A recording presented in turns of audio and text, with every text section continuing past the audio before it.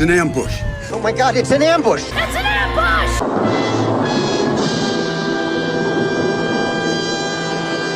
Of course! Good evening, everyone, and welcome to an impromptu New Year's Eve stream. Because my usual activities on a Tuesday evening are not happening this evening. And plus, it's a special night. And I figured, why not? So here we are. Rock us like a hurricane. Nothing in particular planned. I got a couple of things to look at, articles-wise or interest-wise, things that jumped out at me the last couple of days. But elsewise, just thought I'd kill an hour or so with you guys on the Christmas Eve, New Year's Eve. The penultimate day of 2025. And what a year it's been. Good, bad, tragic, all types of stuff. But that's just me. How about you? Who's joining me on this beautiful Tuesday evening? Mike R. Hello. Shady Grin. Hello. Who else is here? Funtime Bats. Good evening. Resolute Germ. Hello. Kiro Soldier. Hello. Green Badger Outdoors. Hello. K. Shoal. Both on YouTube and over on the X machine. Yes, I am simulcasting on X. On the off chance you have an X account and you see this over there, retweet it. Just cuz. Because why not? Mark Fields. Thank you so much, Mark. Appreciate it. Positive vibes to you, good sir. I bid you a wonderful new year. Same to you, Mark. Hope you're doing well. Hope everything over in the wonderful world of Midnight's Edge is doing well. I try to tune in when I can, but can't attend as much as I did before. So hope things are going well over there. So thank you so much. Morgan King. Hello. Draco Rincewind. Good evening. And Digi1153. Is Monkey here? Monkey is not here. Monkey's playing Fallout 76. Yeah, we know where Monkey's priorities are. I mean, if somebody got word to Monkey somehow, he's welcome to come on. But last I saw, I got a notice because he and I are Steam buddies, and not like Steam Bath buddies or something, but Steam buddies. And it says he's playing Fallout 70 of all things. It's Fallout 76. I don't know. And I never got over the betrayal of paying. It was the first time I can ever remember paying. Pre-ordering AAA, and I got absolutely skunked because I had Fallout 76 when it first came out. It was such a mess, and I thought, this is why I never buy AAA first day or pre-order, because 9 times out of 10 it's going to be an absolute garbage pile, and it was. And I played it for about a week, and then never went back. In fact, Fallout 76, in a lot of ways, probably damaged my love for the franchise in a lot of ways. But anyway, there's a long answer to a short question. No, Monkey's not here. But yeah, let's see. And Mark Fields, miss your reviews with Andre. Yeah, it's up to Andre's schedule. I know he's very busy. He just needs to give me a heads up as to when he'd like to get together again to talk Conan or Punisher, because that Punisher Red Band series has been out a while now. Not impressed with that one. The artwork's okay. The story and the plotting is just bizarre. But yeah, maybe after the new year, maybe after things settle down after the holidays. We shall see. Sora Luna, good evening. And I should have been saying Happy New Year to you all. Hope you're all ready to have a good New Year.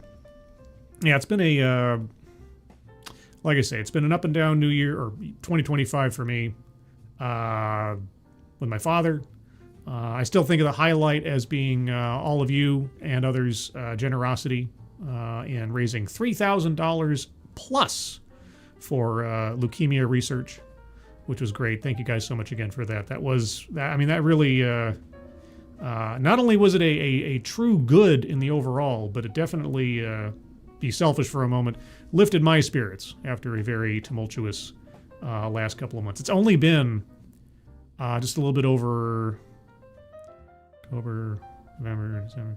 Yeah, 2.5 months since my father passed away. Just still kind of I guess I'm still processing it.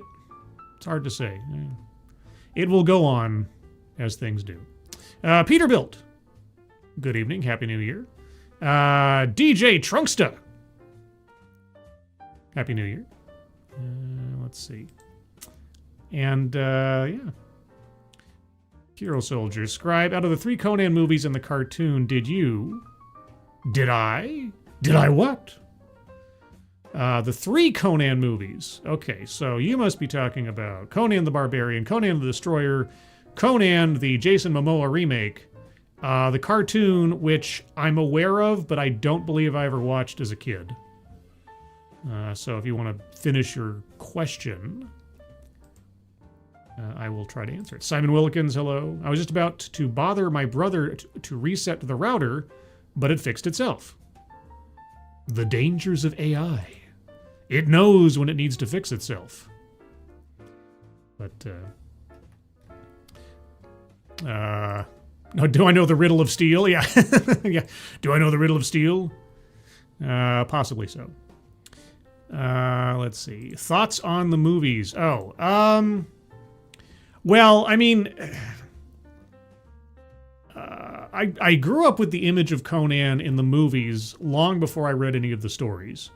And I became a much greater fan of the character after reading the stories, because the character in the stories is not a muscle-bound meathead in any way, shape, or form, which is kind of ipso facto what he's portrayed as in the movies. Well, the Arnold Schwarzenegger movies. But I have a sentimental connection to the first movie because it is very dramatic, melodrama adventure. It's got some really good scenes. It's got some real good pathos to it. It's a solid 80s fantasy action movie, and I there's parts of it that I love. James Earl Jones in there as Tulsa Doom and everything. It's great. It's a great movie. Conan the Destroyer.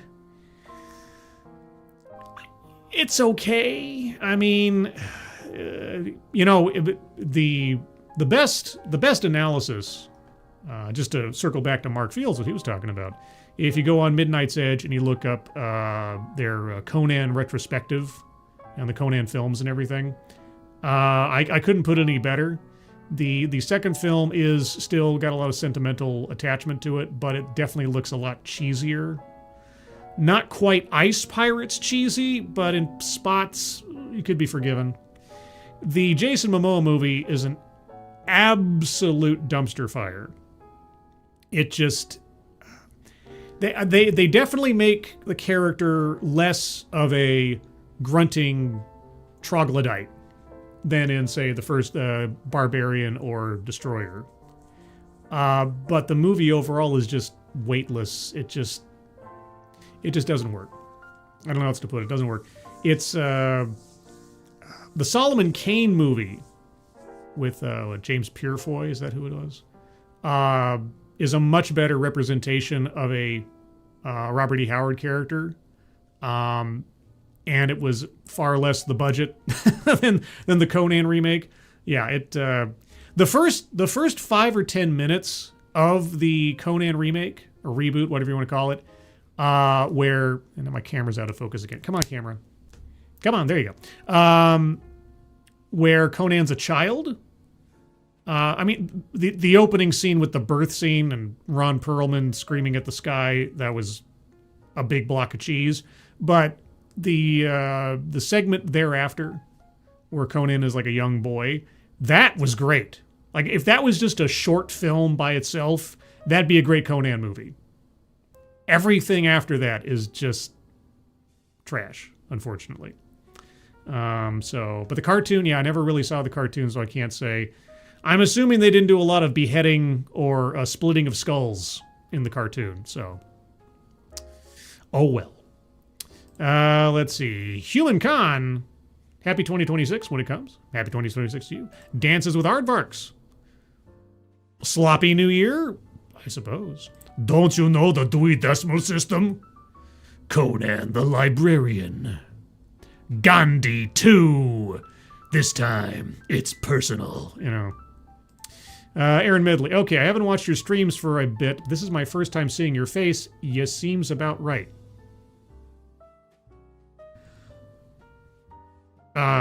Thank you for damning with faint praise? I don't know. Mark Fields, are you looking forward to any movies in 2026? Morbid curiosity about Doomsday. I got to remind myself what is coming out 2026.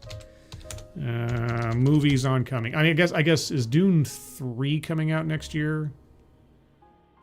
Yeah, Spider-Man Brand New Day. Again, morbidly curious because the Punisher's in there, but from what I'm seeing so far, it seems way too overloaded with characters and cameos that it's not really a Spider-Man movie.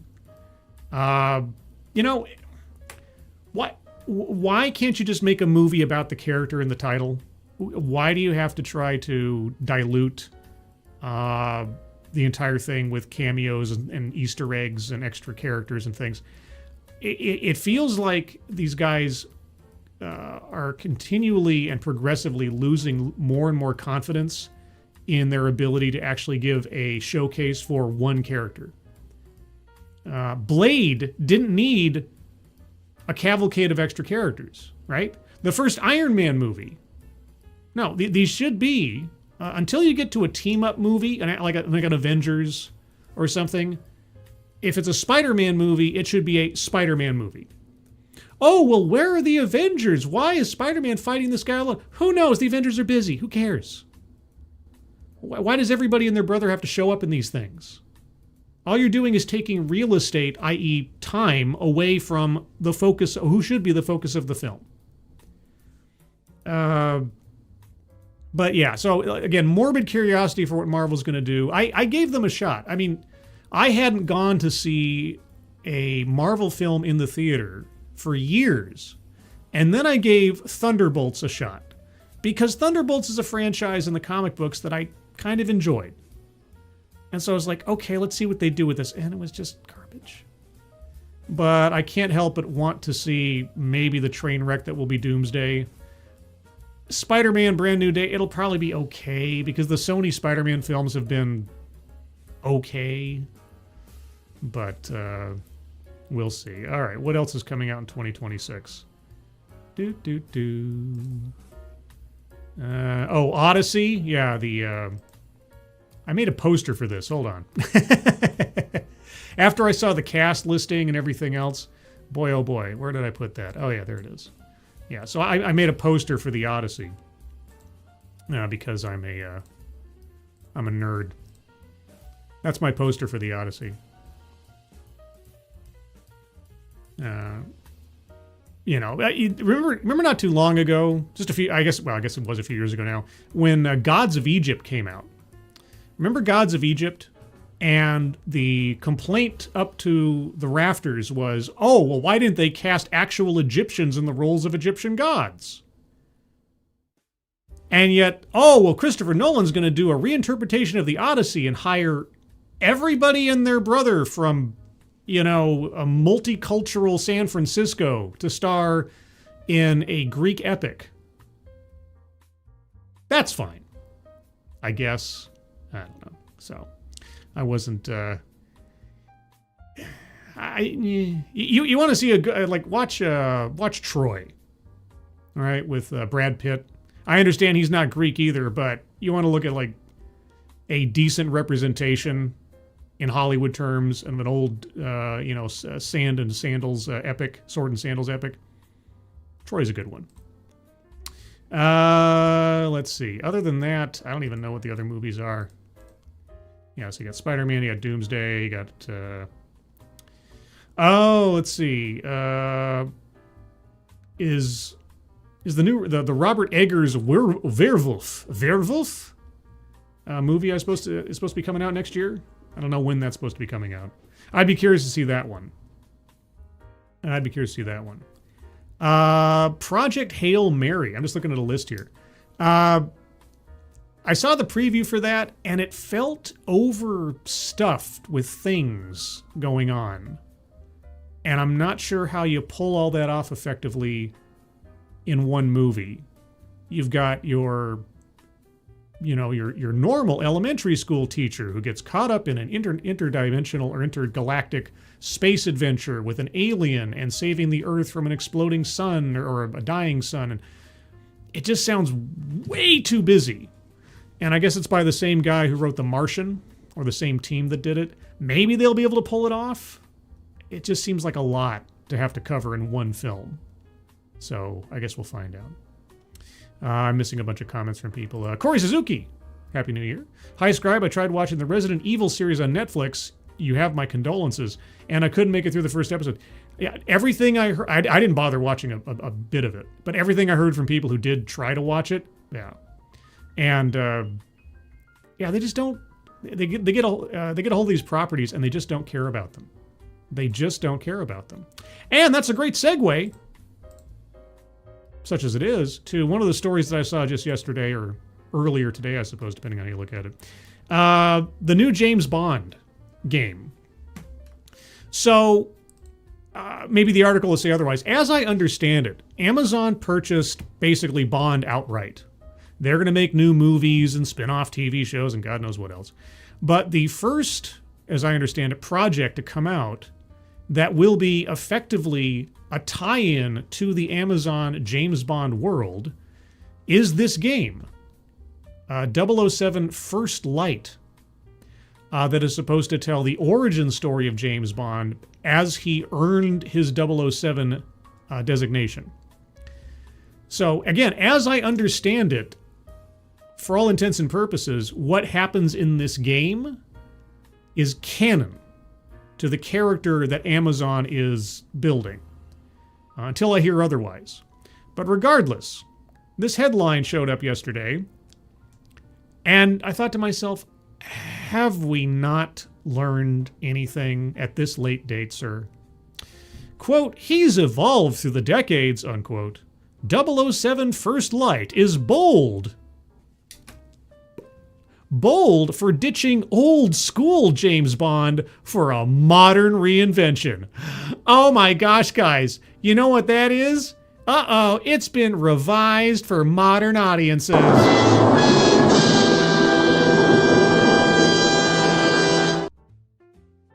007 First Light will have a James Bond with modern values, a younger origin story, and changes that redefine the iconic spy for 2026.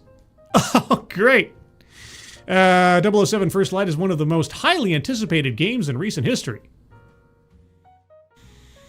If you say so. But if there's one thing that IO Interactive has made clear, it's that the studio isn't trying to recreate the James Bond you remember from the 1960s, or even the recent movies. No, not the James Bond, the character that built the entire franchise that made it popular and valuable in the first place. No, we're not going to give you that. Why would we? Instead, this version of Bond will feature a new take on the character. Well, let's be honest, the Daniel Craig Bond of the last couple of films has been a ballless husk of the character to begin with. So, if you're trying to get a departure from the recent films, I'd be all for it, except if you're just like turning up the volume on the recent films to 11. A statement from IO Interactive stated that old school Bond would be tone deaf today, and therefore 007 First Light aims towards making the character live up to modern values. Set to launch in May of 2026 after a short delay, First Light will have a younger, rougher, and far more introspective Bond. Oh, just what I need. Just what I need. A navel-gazing James Bond. There's a double entendre there for the character, if you know.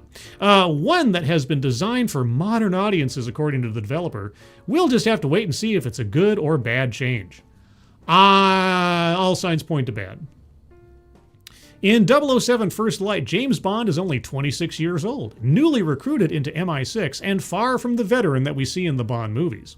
According to IO Interactive's cinematic and narrative director Martin Emborg, who spoke to Monstervine, this version of Bond is still figuring out who he is, learning on the job and reacting instinctively rather than executing flawless plans. Great! just what I want. I want a stum, bumbling James Bond who has no idea what he's doing and needs to lean on other people all the time to get things done. Because no man is an island. Right? It's usually just James Bond and Q. That's really all you need. If Q's there, James Bond has everything that he needs. That's about it. In my world, in my interpretation. All right, this is for you and chat. What is everyone's favorite Bond film? Thank you, Mark Fields, very much. Favorite Bond film? Oh, God. Well, I mean, the easy answer is Goldfinger. Right, I mean, Goldfinger is just like the quintessential Bond film.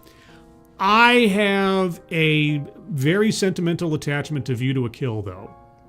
And it's silly, maybe, but not so much. When I was a kid and that Duran Duran music video came up, and it was Duran Duran doing like James Bond things in the music video, I was hooked. Like when they're the Duran Duran guys looking through the what is it, the telescope, you know, when you're like a tourist and you go up to like a scenic place and you put a quarter into the magnifying lens things and it turns into a machine gun. Oh man, I was so happy when I was a kid to see that. I was like, yeah, machine gun camera.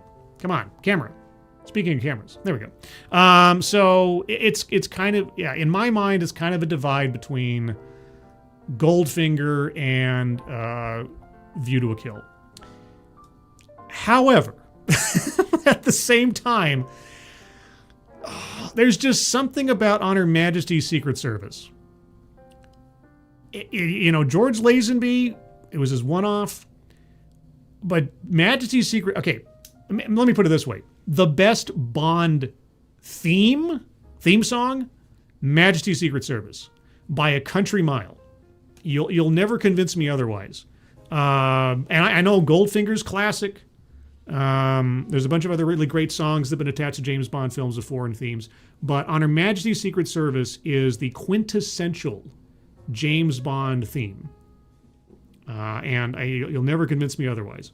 So, and I like parts of Majesty's Secret Service. Bond is, as portrayed by Lazenby, with some difficulty, probably closer to the literary Bond in his attitude in some ways. And also, you know, it's the one film where Bond loses at the end. I'm not going to say what if you've never seen it. I won't want to ruin it for you. But it's like a honest, like, painful tragedy for the character at the end. And you don't really see that in any of the other Bond movies. Well, admittedly, I haven't watched all of the Daniel Craig movies. I think every one of those movies, save for Casino Royale, is a tragedy in and of itself. But anyway, and it's so interesting that once in a while, the events of Majesty's Secret Service will be mentioned in a different Bond movie with a different actor playing Bond. Like License to Kill, they offhandedly mention what happened in Majesty's Secret Service at one point. I don't know. Yeah. So anyway, so for different reasons at different times, Goldfinger, View to a Kill, and Majesty's Secret Service is the best theme song. So, let's see. There's a new Mummy film coming in April. Is that quick? I mean, I heard Brendan Fraser was involved in doing one. Is that Mummy or a different Mummy? Okay. I hadn't heard about that. Let's see. And Angela Arriaga. Hello, Angela. Good evening and happy pre-New Year. Let's see. He'll have his own vlog. Okay, I'm getting involved in the middle of conversations here. Something that doesn't get enough attention is it looks like M is a Pakistani, which of course looks great in the face of Britain's struggle with mass migration and grooming gangs. Oh, right, the character cast in the Bond game. Yeah, I saw the trailer, and I was like, boy, oh boy, that's one diverse British Parliament, but maybe that's for modern audiences. Let's see. Tomorrow Never Dies has the best opening mission. Okay, I can't remember what that is off the top of my head. Except that James Bond was basically fighting William Randolph Hearst or Rupert Murdoch as the villain. The Rock is, oh yes, the Rock being a extra James Bond movie. I like the theory on that. Someone on YouTube broke down the prospective timeline of the Bond films to line up with the Rock being just James Bond. I like that theory. I do like that theory quite a bit. K-Show, my favorites are Goldfinger, The Living Daylights, yep. GoldenEye, Casino Royale. Yeah, there's so many great Bond films. If I have to put like my summit, it's probably, Goldfinger, View to a Kill. Living Daylights is great. Timothy Dalton was so underused. He should have had at least 1 or 2 more Bond films. Just giving him 2 wasn't enough. I wish he'd had better films. Like License to Kill was okay. Wayne Newton shows up as a bad guy, but some of the songs there were good too. GoldenEye, of course. Pierce Brosnan was a great Bond. GoldenEye was the best of the films he was given. The other ones, in my mind, kind of forgettable, but GoldenEye was great. And yeah, Casino Royale, for what it was really good. Mads Mikkelsen always classes things up far higher than sometimes they deserve, but he did a great job. And that ending torture scene, man. Oh. And Ava Green. Oh, God. If she were a redhead, I would just die on the spot. But anyway. Faustonia, any love for View to a Kill? Didn't I just say View to a Kill? Meeting you was a view to a kill. Yeah. Goldfinger, View to a Kill. Are my 2 sort of top Bond movies. Overall. My favorite Bond is Sean Connery. But it's always like a matter of like minuscule degrees between them because depending on the film, I like them all for the most part, except for Daniel Craig in the latter films. But anyway, let me get back to the article real quick if I'm able to. There we go. Let's see. In 007 First Light, James Bond is only 26 years old, newly recruited into MI6, and far from the veteran that we see in the Bond movies. According to IO Interactive Cinematic and Narrative Director Martin Emborg, who spoke to Monstervine, this version of Bond is still figuring things out. He can't do it on his own, etc.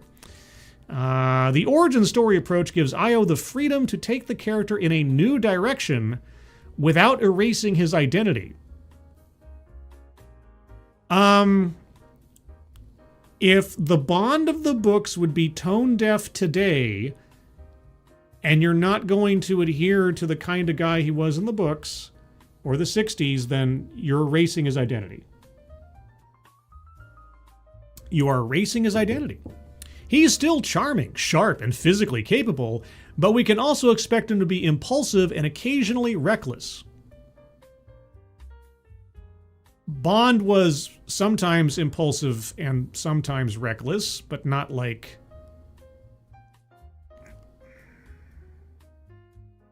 This is just to say that you're going to cut off his nuts for all intents and purposes, and he's going to have somebody talking in his ear, having to be his lean-on the whole time, right? That's my guess. Corey Suzuki, Live and Let Die is my favorite. Live and Let Die is good. Say, live and let die. Bow, bow, bow. Yaphet Kotto as, and Jane Seymour. Oh, yeah. What was her character's name? It wasn't Tarot. What was her character's name? What was Jane Seymour's character's name in that? Oh, man. I forget what it is now. It was some kind of card game name or something. I'm suddenly forgetting. It's been a long time. Mr. E, Scribe Light, good evening and Happy New Year, Scribe and fam. Happy New Year, Mr. E. Hope you're doing good. Let's see. Bond, too as skilled as fuck before he became a 00. Too as... What, you mean was? Yeah, was skilled? Yeah, this is the thing. He wasn't... He was brought up from the military into MI6. Like, he was already an experienced... naval officer, SAS, if I remember, or something like that, before. Or maybe not the SAS. I forget. Anyway, it's been a while since I read the books. So yeah, this whole thing is like, oh, he's regularly still learning the ropes. It's like you don't get recruited into MI6 like off the street or something. It's...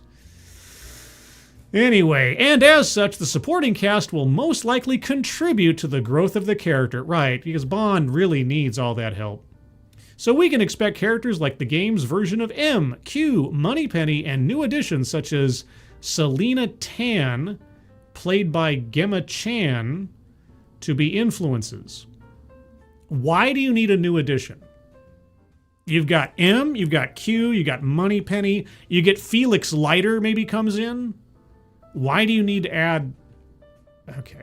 Amborg has emphasized that Bond's personality has always changed with the times. He's changed with the actor in some distinctive ways. From Sean Connery's cold confidence to Daniel Craig's bruised vulnerability. Yeah, let's talk about Daniel Craig's bruised vulnerability. First Light continues that trend by bringing the character to modern times rather than with traits that no longer fit the world. James Bond does not fit the world. Why? He is a murderer. He is an assassin. He has a license to kill. He kills people on behalf of the crown. He is a weapon that is aimed at people. That is what he does. He doesn't fit in civilized society the way everybody else does because he's a murderer for queen and country. What do you think the kind of personality is necessary to be able to fulfill that role? Do you think this is a person that operates well in regular society? No! No!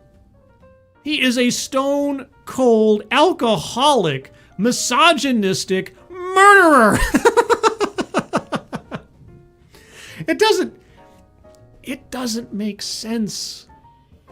You're gonna make a happy-go-lucky Star-Lord James Bond. Amborg has been clear that this doesn't mean Bond loses his edge. Yes, it does. You are blunting him. If you're saying that he's reckless and doesn't know what he's doing and needs some help, and you're abandoning the kind of personality that was necessary to do what James Bond had to do, he's still dangerous. Oh, yeah. Sure. But the unchecked womanizing, the unchecked womanizing and similar behavior that we associate with the movies won't be the defining traits this time around. Quote, he's evolved through the decades, says Amborg. Yeah, he's been emasculated over the decades. Noting that we'll get a Bond with a modern tone while still having the core appeal of the... Okay. Exercises and oxymorons. Noting that we'll get a Bond with a modern tone while still having the core appeal of the character. No, you cannot have it both ways. You cannot have it both ways. Oh my God. The creative decision is already getting some backlash online as fans debate whether it takes too much away from the character. It's no longer James Bond. I don't know what to tell you. If he's not womanizing, if he's not decisive, if he's not a one-man army for all intents and purposes, it's not James Bond. It's James Bond Jr. Bond. James Bond Jr.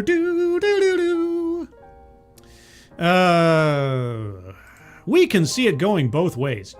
There's no both ways here. It's going one way. One way straight into the dumpster fire.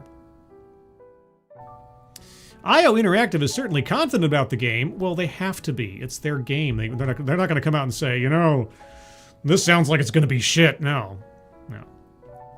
So, anyway, that's the long and the relative short of the James Bond game. But in response, in response to that article, I did some revised marketing for the James Bond game. So the James Bond game is titled James Bond First Light, and the subheading is Earn the Number. right? Because it's an origin story. Earn the number. And so I did a little creative marketing revision that I tagged IO Interactive in, so in case they want to use it. And here you go. Worst slight, spurn the number. Because that's what you're doing. You know, if you're going to try to take the edge off Bond with a modern sensibility, it's going to be trash. And it will be rejected. The gameplay might be great. IO Interactive has a really good reputation with the Hitman games and everything for having some really great gameplay, stealth gameplay. I'm sure the mechanics will be great, but you're basing it off of a character that has a very distinctive attitude and personality that people will expect. And if you turn him into a ballless husk, people are going to notice, and they're going to reject it. So, good luck. Good luck. Let's see. What are you guys saying, chat? Belly is full of deer meat. Well, was it a doe? A deer? A female deer? Andre said they should have concentrated on hammer hands. Oh, him doing fisticuffs, you mean? Rather than gunplay? Yeah. If that's what you're talking about. I might have missed some context there. Adabisi! Happy New Year. Trans James Bond, Jamie Bond. Yeah. If they could, you know they would. If they thought they could get away with that, you know they would. You know, or James Bond has a daughter or something. You know, Nepo Baby Bond. Nepo Baby Bond. But, yeah, so that is the oncoming train wreck, as I predict, of the James Bond game. And, again, purportedly, and I can't remember where I heard this, maybe it's not true, purportedly First Light is meant to be, at least narratively, canon for the new Amazon James Bond franchise. And so if this is his first debut for modern audiences, not a good advertisement. That does not bode well for the franchise going forward. Talking about the animated Lord of the Rings films. Oh. Then I digress. I take a step back. The animated Lord of the Rings films. When I was a kid, I saw the Hobbit animated with John Huston, Bilbo Baggins. I always loved the way that he talked. John Huston, Bilbo Baggins. I love that movie. The sort of rotoscoped live-action Lord of the Rings films when I was a kid, they were scary to me. A lot of scary imagery. I never really watched them all that much. Gollum in the old Hobbit cartoon movie always scared me. Ugh. But I think aren't they re-releasing the Lord of the Rings films in the theaters soon-ish? I think I heard that. And they will make $1 zillion. And it'll put to shame modern cinema. Just like when they re-released Revenge of the Sith, and it made like $130 million in like the 3 or 4 days it was open. Something crazy.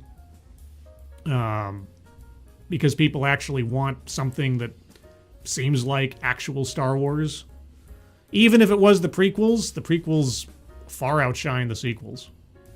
So, let's see. What else did I have?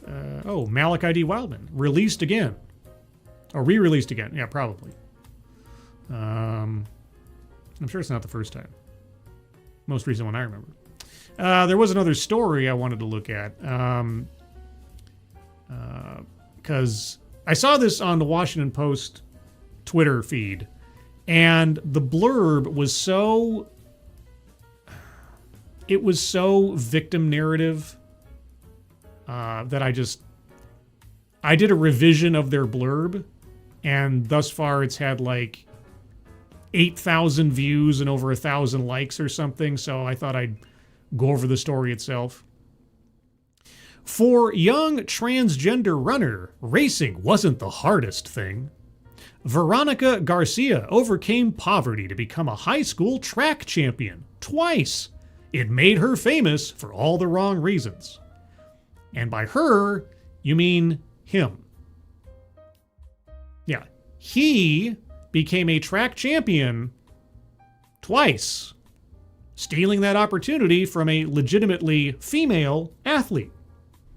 Twice. And we're supposed to feel sorry for this person.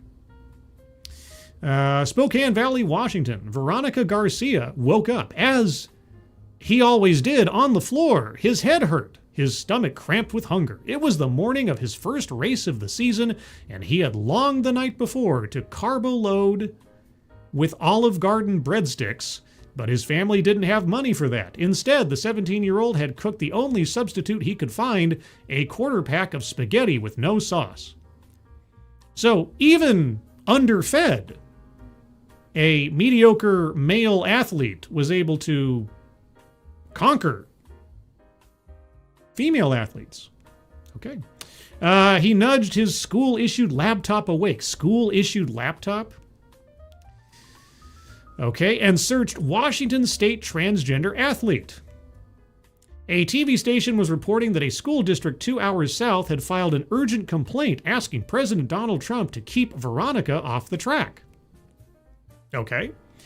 Quote, this male unfairly competed last year, the complaint said. Not only does his current inclusion in the 2025 season directly violate Title IX and President Trump's executive orders, but it is also demeaning, unfair, and dangerous to the young women with whom he competes, unquote.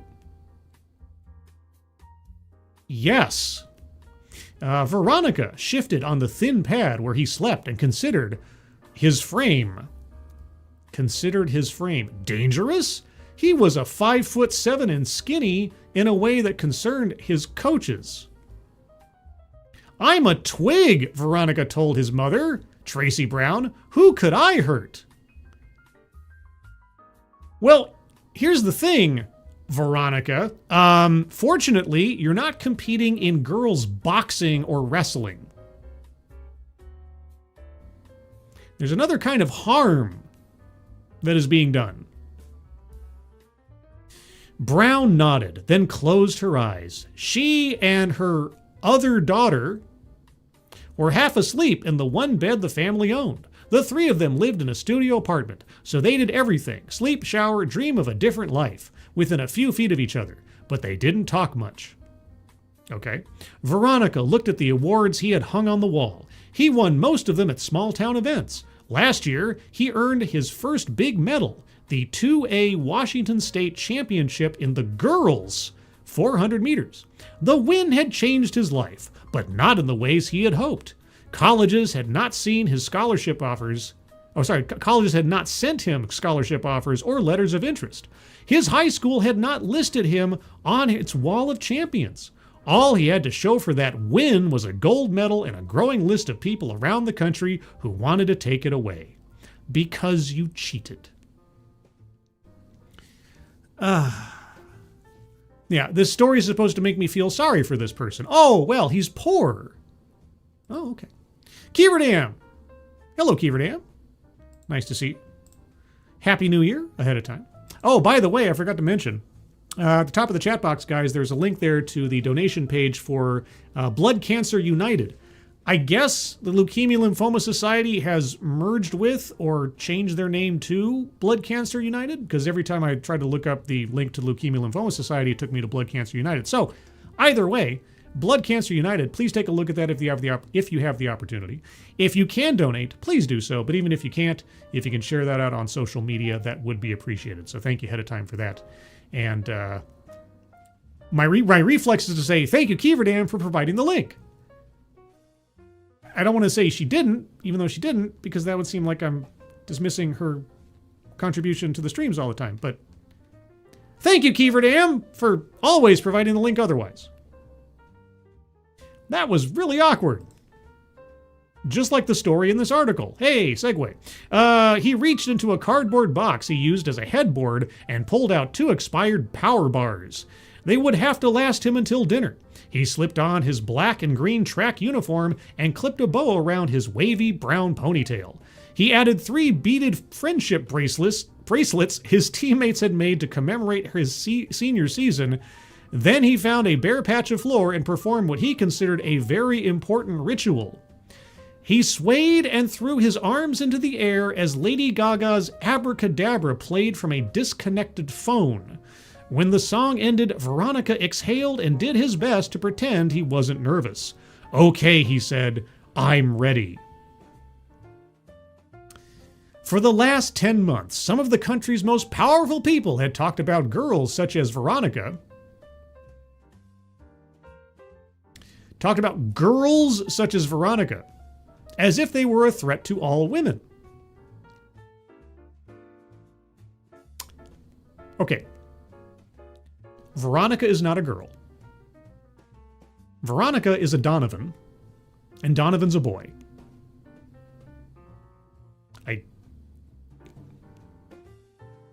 You're going to try to play up some kind of sob story here. It's not going to work. Former college swimmer Riley Gaines posted videos of her. Do you mean Riley Gaines? Or are you talking about Veronica? And some of Gaines' 1.6 million followers said Veronica was a cheat who should be arrested. Oh, I don't know about arrested, but certainly should be barred from participating in girls' sports. 24 states had banned girls like Veronica from competing. You mean boys. 24 states had banned boys like Veronica from competing. Even prominent Democrats echoed public surveys that showed 2/3 of Americans believe men have an unfair advantage competing against female athletes. They do. Sexual dimorphism is a thing, if you can believe it. But sports were never fair. Wait a second. Sports were never fair, so it's okay to have a ringer come in to compete against girls. But sports were never fair, Veronica thought, as he rode a school bus to a track across town. The swimmer Michael Phelps had an unusually long wingspan, and Brittany Griner towered over the WNBA.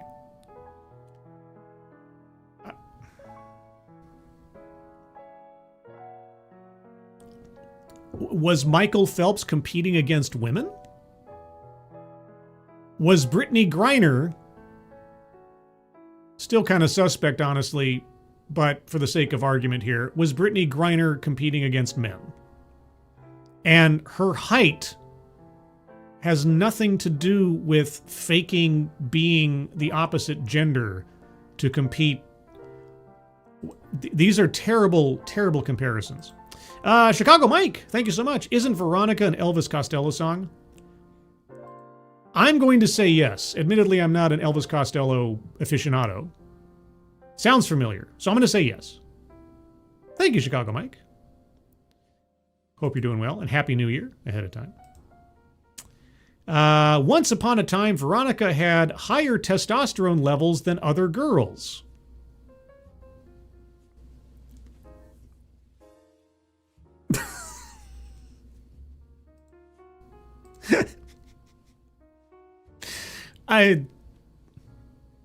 What? What is that? What the fuck is that?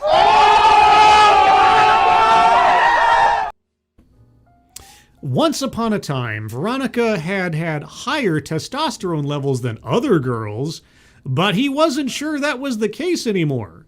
Even if it were, he knew plenty of girls who had advantages he did not. Some hired personal trainers, others had the kind of expensive shoes that can help propel runners ahead of their competition. His own shoes were donated and 2 sizes too small. And yet, twice, this guy grabbed champion from all the female athletes. What are you complaining about? You successfully cheated and gained championship twice. There's no sob story here, except for the girls that you stole the opportunity from for athletic accomplishment. Good golly, Miss Molly. Thank you, Mark Fields. Everybody have a good night and good New Year. You too, Mark. Happy New Year. Have a good night. And all my best to the Midnight's Edge crew on the morning show tomorrow, if you see them. Thank you again. Today would be the first time in 9 months that he would race against his toughest competitor, a junior named Lauren Matthew. Lauren was one of the best athletes in Eastern Washington. She played soccer for a nearly undefeated team. She raced club track in the summers, and she had finished just behind Veronica at the 2024 state championships. Your toughest competitor. Yeah, so you are about as good. Well, you said you're mildly better than the best female athlete. So just imagine if Veronica had to compete against other boys. Now it was Saturday in late March, and few people had come to watch their first rematch. Lauren and Veronica crouched into position 1 lane apart, but they didn't look at each other. A gun fired. They bolted out of their blocks, and suddenly Veronica wasn't hungry or afraid. He ran with the kind of joy he only felt in competition, and when he and Lauren crossed the finish line, the scoreboard showed they had both clocked personal records. 56.65 seconds for Lauren, 55.23 for Veronica. Veronica rolled to the ground. He knew those 55 seconds would be the happiest he would feel all month. Other girls had cell phones in bedrooms. They had mothers who never missed a meet, shoes that fit, bodies that felt like theirs. Veronica had none of that. All he had was running. Quote, "That's a whole-ass man and a half," a student spectator yelled from a fence 10 feet away, where half a dozen girls had gathered to heckle Veronica. "That's an it." Well, I'm not going to go that far. It's not an it, it's a boy. It is a human boy. Quote, "What is it doing on the track?" a tall girl in a hijab said. Quote, "Riley Gaines said he switched to the girls' team just so he can win," unquote.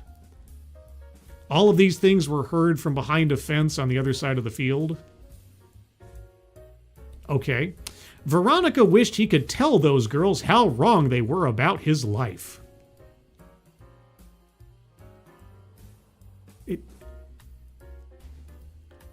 This is not a rags to riches sob story that I feel any particular sympathy for. This is somebody who is cheating. It is a boy running against girls and constantly defeating girls in athletic competition. Surprise, surprise. He only wanted to belong somewhere, and he wanted to do that as himself. But he would discover over the coming season that to do so, he would have to endure increasing notoriety and the abuse that came with it. I don't know what else you expected. This is the attention you wanted. You wanted to compete against girls. You wanted to win against girls because you knew you could not win against boys.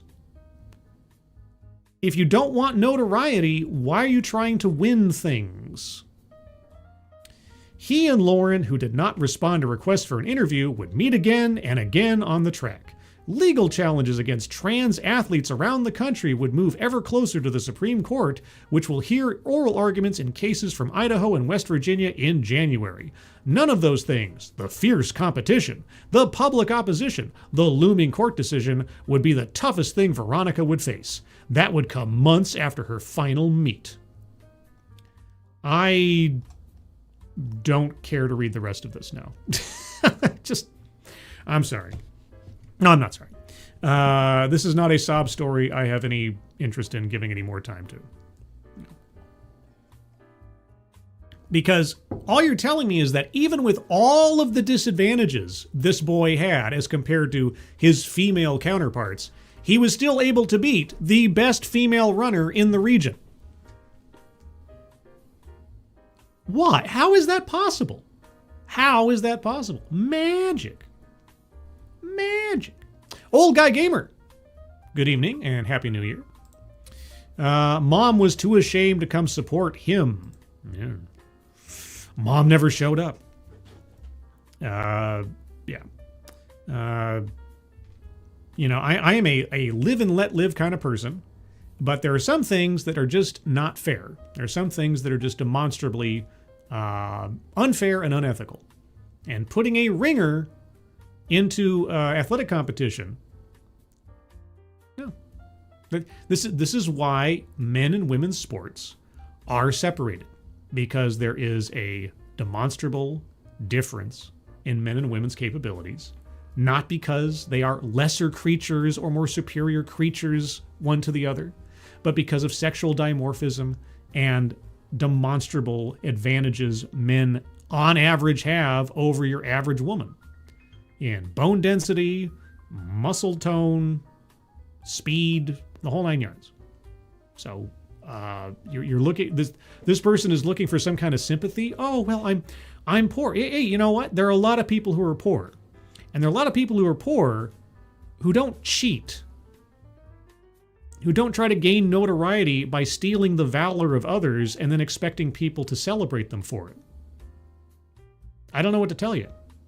Lauren probably worked herself to the bone, let's say, training for this, wanting to be able to defeat you, right?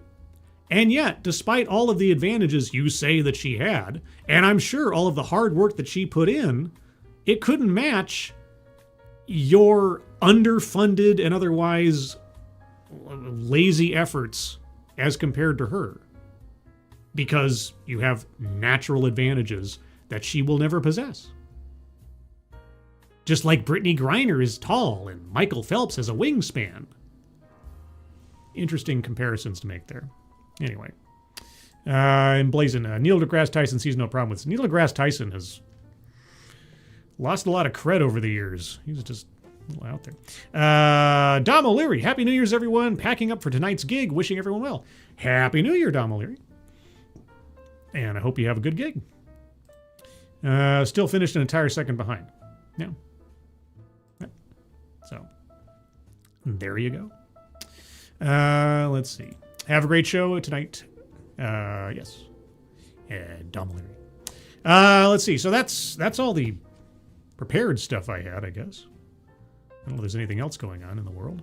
I mean, I'm sure there's other things going on in the world, like, I'm sure there's some Venezuela stuff or some Minnesota stuff. Boy, oh boy, that Minnesota fraud stuff going on. And now, because of what Nick Shirley did by just looking up online the names of all the places that have been receiving state funding or taxpayer funding as daycare centers or community centers or whatever, which, what a complicated investigative reporting this. And this isn't to diminish what he did and the effect it's having, but it is the most boilerplate, simple investigative thing you could have done. I understand that there were people in Minnesota that had done similar things or been trying to raise the red flag on this for a long time, and nobody listened to them either. But good on Nick Shirley. And now people in many other states, California, I think Oregon, I think Washington, they're doing the same thing. They're like, hey, let's look up these daycare centers and actually go to the addresses they're supposedly at, these centers that are receiving tens or hundreds of thousands of taxpayer dollars. Is something actually going on there? Do they actually have anybody at these places?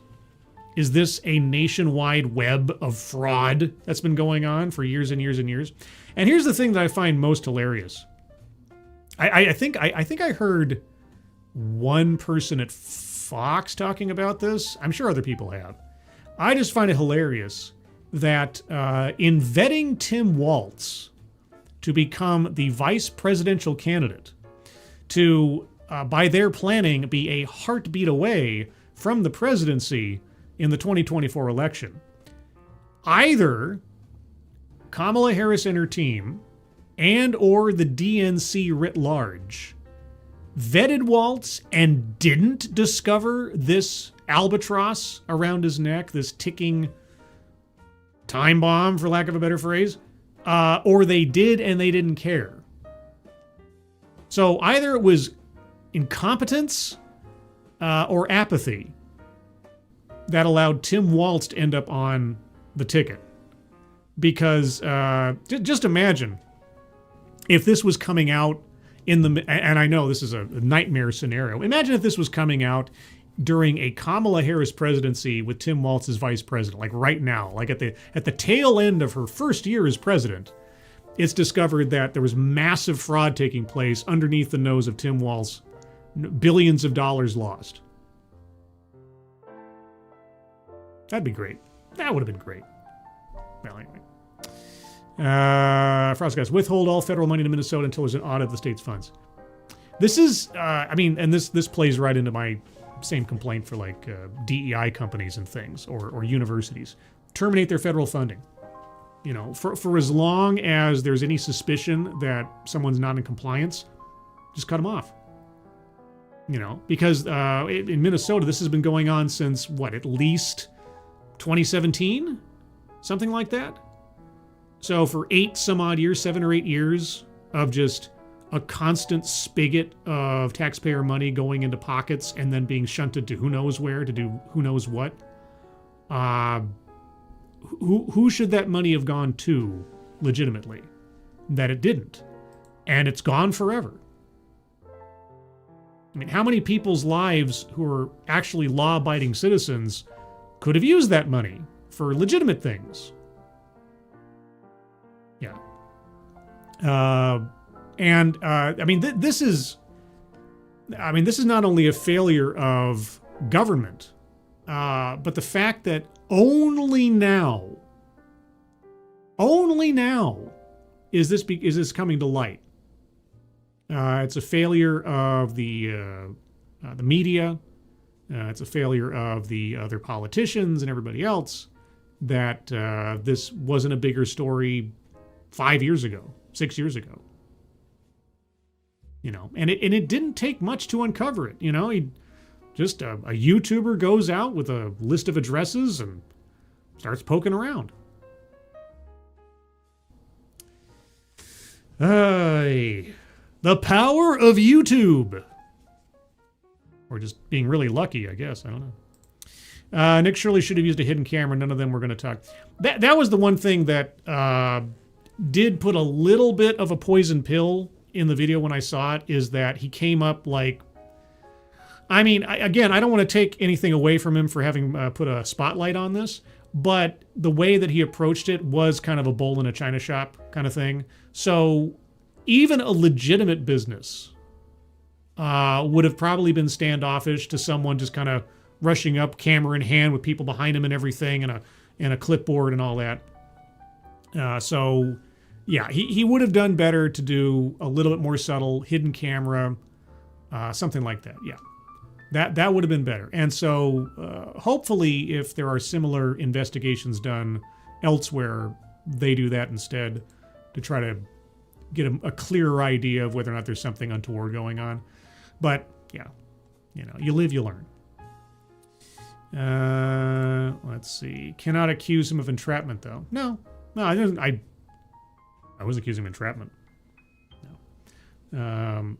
You know, you walk up to a building with a misspelled sign and the window's blacked out and it's supposed to be some kind of $1 million funded daycare center or school or something, and there's no kids around.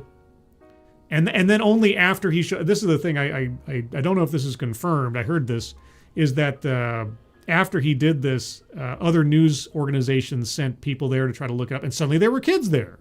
Like, oh no, we have kids here. And I'm like, is this just a Potemkin village, maybe? Do you guys want to, maybe, they just kind of shipped in kids for the day as a front? Maybe.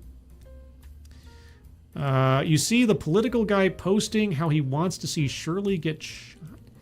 Okay, well, let's not forget that the Charlie Kirk celebrants didn't disappear. they might have been quieted down for the moment, but they're still out there. That mentality's still out there. Yeah. Let's see. Was there anything else? This wasn't meant to be a long, I didn't have any like plan for this stream. No videos or anything. I tried to look and see if I could find something video-wise to watch. I guess I can look in my archive real quick, see if there's something non-TEDx. I do occasionally get something that's non-TEDx. Most of it is TEDx, though. It's going to be a scary day when I have to go through, because I'll have to like go through my library of TEDx talks that I never looked at and have to start cleaning them out and go like, maybe I should do this one. Maybe I should do that one. Yeah, like no energy vampires allowed. Why didn't I do no energy vampires allowed? I don't know. Or maximalist art as queer resistance to authoritarianism. Now that's a chain of words I bet you never thought you'd hear it put together. Maximalist art as queer resistance to authoritarianism. I think I got intimidated by that one just because it'd be one big ego trip for whoever was talking on the stage. Okay, well that's a coincidence. So I have one in my archive that's we were just talking about was Spokane in Washington from a TEDx Spokane event. It's time to take the fun out of funeral. Because as we know, funerals, real joyous occasion mostly. I mean, unless it's a wake, I suppose. But take the fun out of funeral, man. Because those funerals, man, they get too wild and crazy. Yeah, no, I got a whole bunch of different videos and things, but most of them are like police body cam things, or it's like most of this folder is filled with police body cam videos and TEDx talks. What is even this? Oh yeah. I must have done this for some research or something. I often talk about one of the first DEI videos or presentations I looked at that really pulled the veil back on the couched language and the code words back in the olden days of like 2017 or something. Was this presentation given by an executive at Accenture, and I think the video on my playlist is like unfiltered diversity or something like that. And apparently I downloaded the whole original presentation, like just the raw one, just on the off chance it disappeared. I think I got it for reference purposes in case it ever got deleted, because Accenture this year publicly said they were getting rid of their diversity quotas. So I think that's why I downloaded this. Yeah, the Tricentis Accelerate 2017 Does Diversity Matter in Testing from Accenture. 26 minutes and 21 seconds. Boy, oh boy. I don't know if we want to watch that. That'd be a long slog, and kind of a repetition of things I've already done. So. Alan Thyler, chat. Yes, there is a chat. Oh, by the way, who's on the leaderboard right now? Mark Fields is still at number 1, even though he left earlier. Chicago Mike's number 2. Corey Suzuki's number 3. And down there is Resolute Germ, Simon Willikins, Morgan King, Faustonia, Zach Osborne, Emblazon, Casual, Kiro Soldier, and Shady Grin, and Onward and Onward. So there you go. Let's see. Anything else? Well, that's probably about it. But yeah, the year in review. Well, on the political front, it has been quite the roller coaster ride with the refurbished Trump administration. Boy, oh boy, I don't know what else to say about that, man. A lot of good things, a lot of sketchy things. I am decidedly not jazzed with some of the people that he decided to pardon this year. A bunch of convicted fraudsters and things. Not a good look. What he's done with DEI, obviously, I'm relatively a fan of. His confronting Karen Bass, the Palisades fire, was a high point early on in the year. I enjoyed watching that. I don't know what difference it ultimately made for the people in the Palisades. Gosh, there's so many things going on. Personal-wise, obviously, this year was very difficult for me and my family because of my father's disease, illness, cancer. It's one of those sort of sweet and sour things in that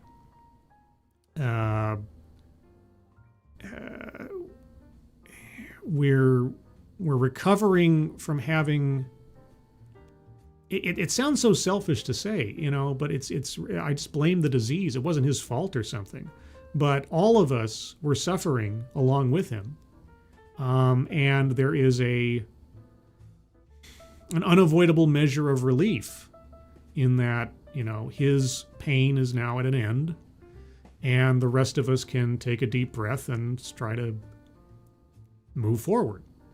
I don't like feeling like that because it feels selfish. It feels insensitive or dismissive or something. I know it's not, but that's the reaction you have. Like you're glad it's over or something. It's just, there's no other way to put it though.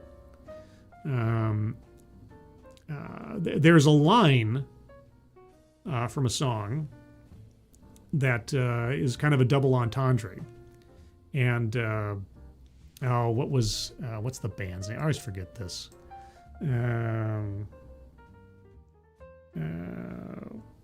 What was the name of that band? Oh, My Chemical Romance. That's what it is. And don't get me wrong, I'm not some kind of My Chemical Romance aficionado, but there's at least one song. It's called Cancer. And there's a line in there that says, "The hardest part of this is leaving you." And it's a double entendre, right? The person with cancer is saying, the hardest part of this is, leaving you, as in, I'm going to be going away and I don't want to do that. But of course, on the reverse side, the hardest part of this, having to watch this person suffer, is leaving you. And everything after that is, markedly, comparatively easier. And that line kind of stuck with me over the last, year, really.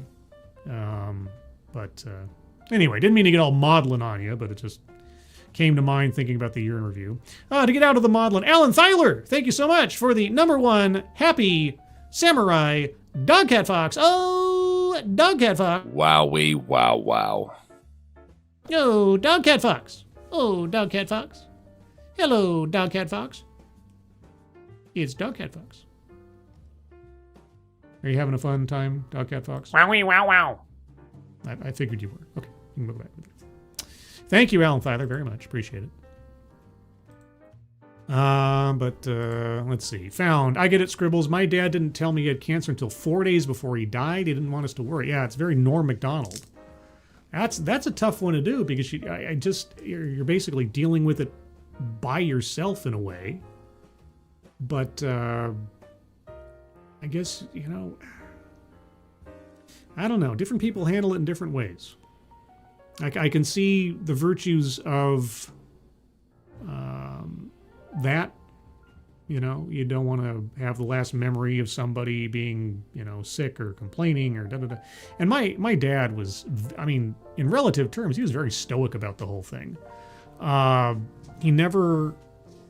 he would get cranky about things. He'd get frustrated with what was happening to his body and how he was losing energy and, had to keep going to the doctor all the time and everything. But otherwise, he stayed very, at worst, sardonic about it.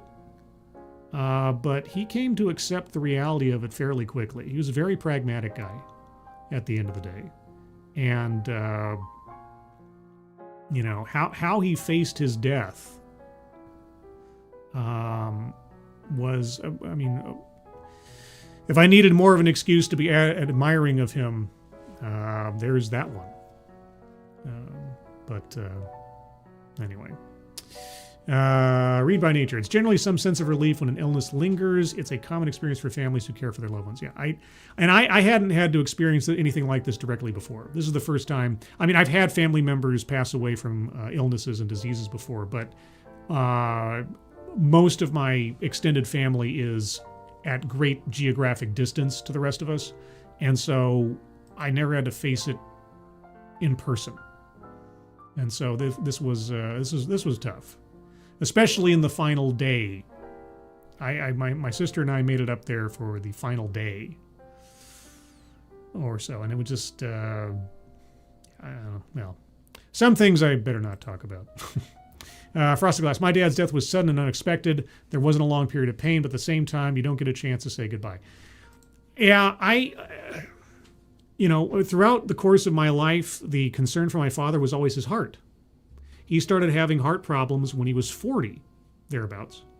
And so as time went on, I just kept assuming that if anything were to take him, it'd be like a heart attack.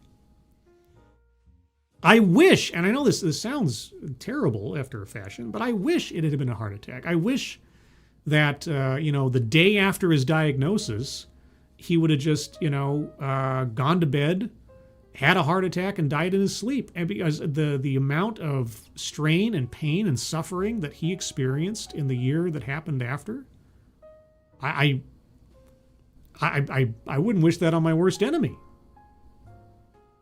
Well, maybe my worst enemy, but you know what I mean. It just, and I've said I can't count how many times in the months before and since now. Why couldn't it have just been his heart? Why couldn't it just been like, he goes to sleep and doesn't wake up and it's all instantaneous and painless and there's no lingering or straining or anything else?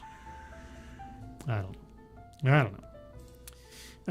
Lunatic. My uncle beat cancer, hopefully with a stick. And then the meds they gave him to help restore his immune system, he had a reaction that caused complete organ shutdown and his death within hours, just a few... Oh, Jesus. I'm sorry, Luna. Oh, that's just...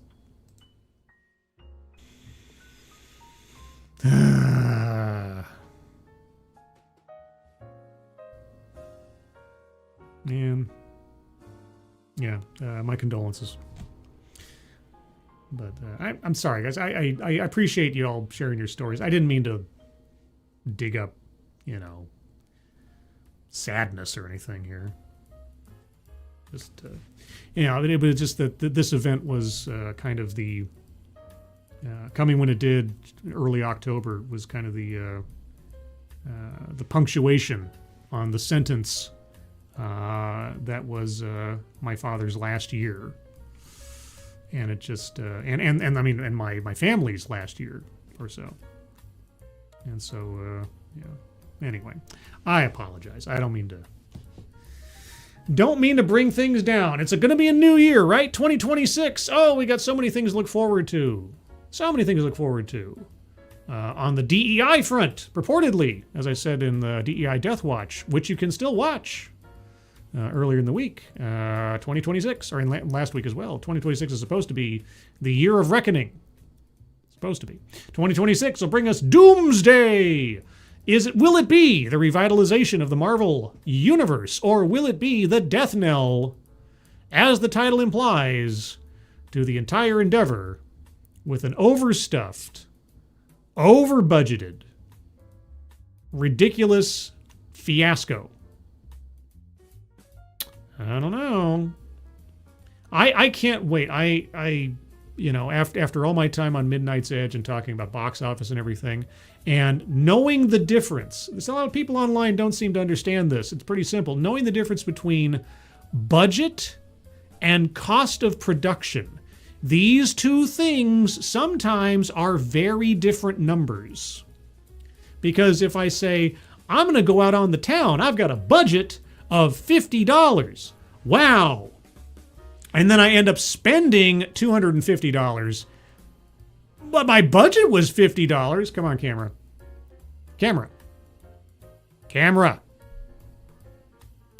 Well, okay, maybe a New Year's resolution is to invest in a better camera. Maybe.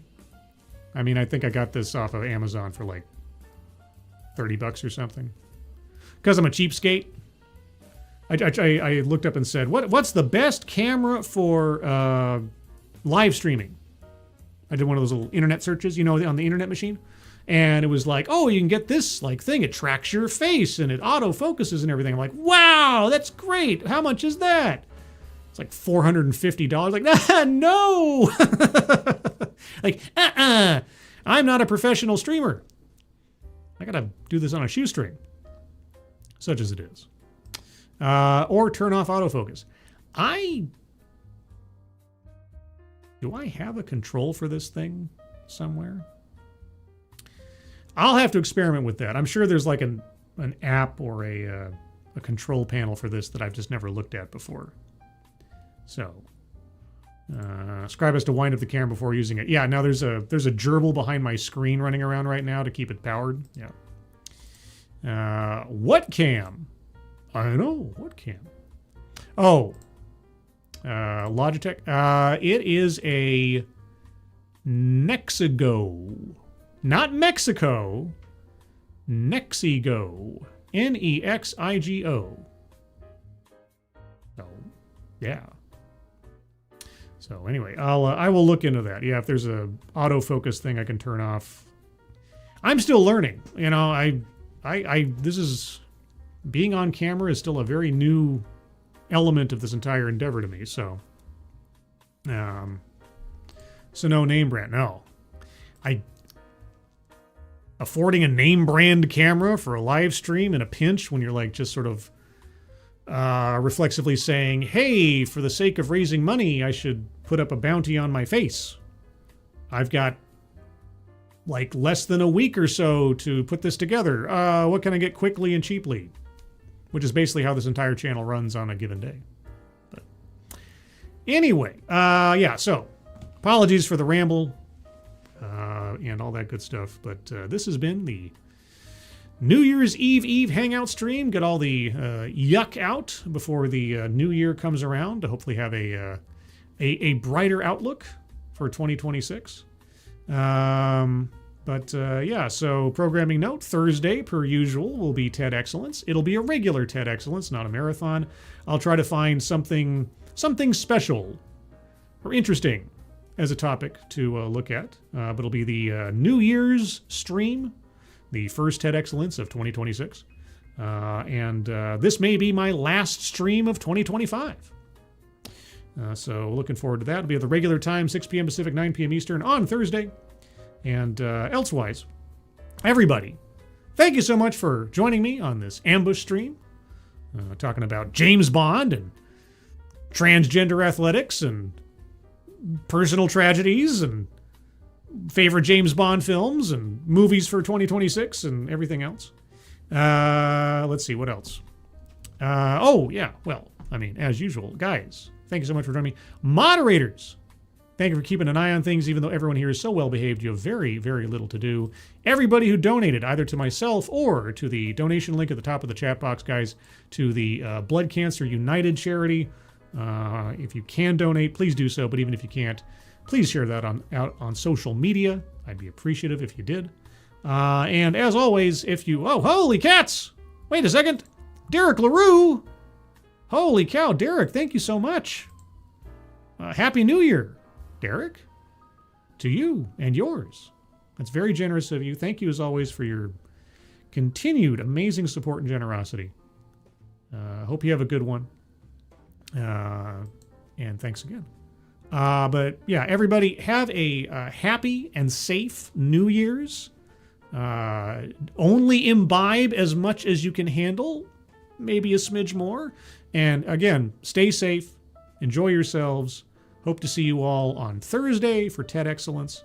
And as always, whether it's me or some other content creator out there, if you like someone's stuff on the YouTubes or the internet, let people know that you do. Let people know that they exist, because YouTube is a harsh mistress when it comes to letting people know that smaller channels like myself exist. So please retweet my stuff, other people's stuff, whoever it is.